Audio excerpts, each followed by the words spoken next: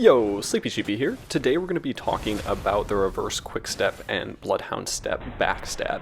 And this is a stylish way to land a backstab that shows up a lot on YouTube, notably in Chase the Bro and G9 videos. So I wanted to make this as accessible as possible so we can just kind of understand how these types of backstabs work and why it's kind of a problem in this game. And hopefully something we'll see addressed by From Software in the future while we're still getting patches for this game. So this is going to be broken up into 4 parts. We'll be discussing how to perform this type of backstab, some of the common issues with landing it, the ethics of using it, which is actually a pretty important subject in my opinion when it comes to balance, and how to counter the reverse quickstep backstab. So without further ado, let's jump into how to land a RQS backstab. Alright, so the first step with this is going to be landing a just reverse backstep. And to do this, you're going to want to lock onto an opponent and hold backwards and press L2 while unlocking at the same time. So this takes a little while to get used to, but once you can do it consistently, then I recommend trying to go for the backstab. And the thing with the backstab is you really just need to be aware of your spacing and your timing. So you're waiting for your opponent to attack. Once they're in their attack animation, you go for the reverse quickstep, and then if you space correctly, you'll end up right behind them while they're still in their recovery frames, and you can press R1 to complete the backstab.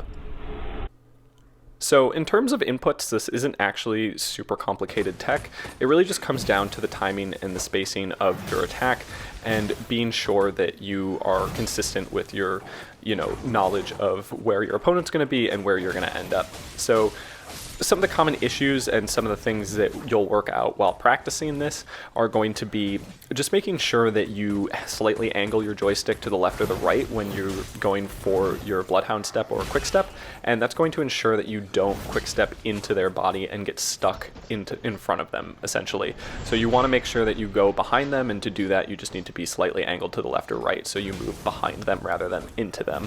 The next big thing is going to be just quick stepping away from your opponent, and this definitely happens sometimes. This means that your quick step is you're not actually like moving backwards when you press L2, and this is common because you don't actually know when you're going to be initiating your RQS, and that's because you need to wait for your opponent to attack. So because your opponent is kind of the one determining when your RQS begins, it can be common that you might be moving forward at the time, and if you don't quickly adjust or you don't have the time to adjust because their attack is too fast to be moving backwards, then you'll just bloodhound step away or quick step away. So it's not really dangerous, but it is a common thing that comes up when trying to practice.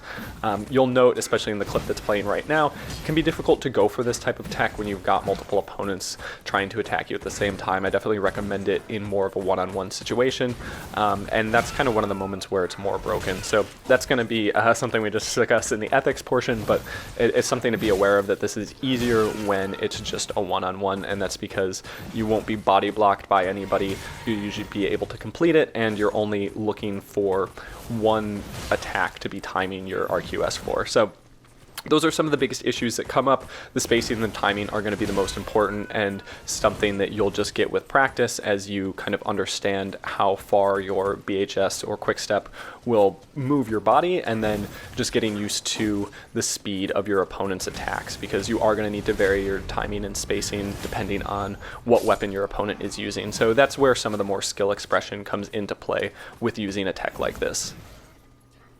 Alright, so real quick I want to talk about the ethics and the balancing issues that come with an RQS. And the main one is that once you get the hang of this, you can do this on reaction against almost any weapon with no danger to you. So if you mess it up, you'll probably just be in iframes and not get hit. And if you do it correctly, you'll get a crit for huge damage, because the crits in this game are definitely overtuned.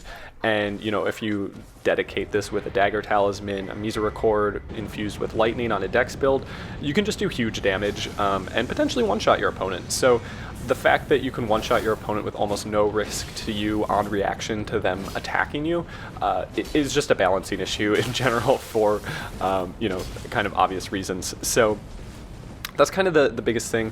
How I would use this, I would say it's kind of fair game in invasions, just because in my opinion almost anything is fair game in invasions. It's just dependent on how you want to play. You're outnumbered, so it's already problematic from that perspective, so really using everything at your disposal I think is okay. but you know, you can kind of take that with a grain of salt. And I would say using it on PvE is probably fine, because, you know, nobody's going to get their feelings hurt, nobody's going to be frustrated because you cheesed PvE, and also PvE, you can just do whatever you want. You can chainsaw PvE if you want. It's your world, you decide.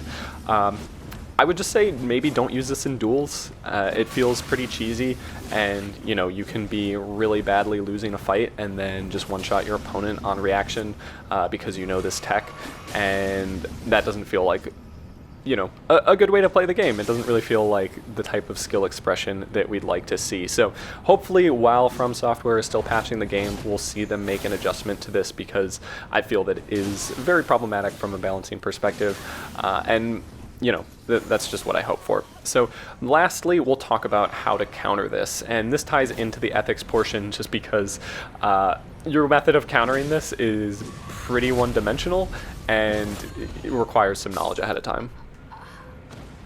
Alright, so me and some friends definitely did some testing to try to figure out what the best weapon to counter this was, and we found that Twin Blade was probably up there to be one of the best ones.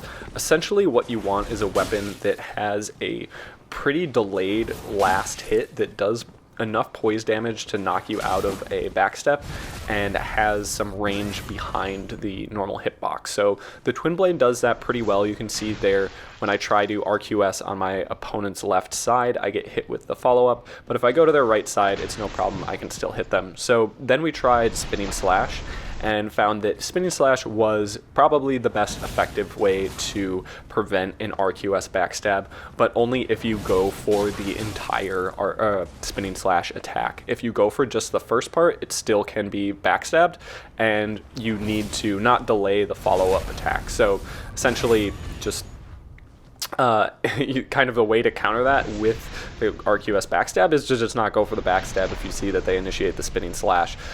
So again, it's problematic because you just have so few options, and if you are going to be going for Spinning Slash, which is kind of one of the most unbalanced Ashes of War in the game already right now, you know, you have to know that your opponent is RQSing from the get-go to be countering it. And if they're running it on, you know, just a greatsword or one of the very, very many different weapons you have available to put Quickstep or Bloodhound Step on, then you just don't know that it's coming, and you won't know to Spin Slash, and you'll take a bunch of damage. So it can be countered. Spinning Slash is seemingly the best way to do it. Anything where the hitbox ends up behind your back and later than the duration of a Quickstep or Bloodhound Step is kind of going to be your best bet, so I wouldn't be surprised if this worked with Stomp Sweep and some of the other kind of spinny type Ashes of War, or potentially, you know, some incantations, but we didn't go that deep with our testing. But that's going to be probably your best bet against countering it. Also, you can't get RQS'd if you don't attack, so that's the other counter, is to just not attack, which doesn't feel great, and I guess, you know, you could do, you know, different types of projectile spam, but if you're running a melee build, then you're kind of out of luck. So, you know, that's kind of my thoughts here. I would love to see From Software balance this, maybe remove some of the iframes in the PvP version of BHS or Quickstep. I'm not really sure exactly what the answer is here, but it is a problem, and I hope that we, you know, use it ethically, know that it's out there. I think those things are pretty important.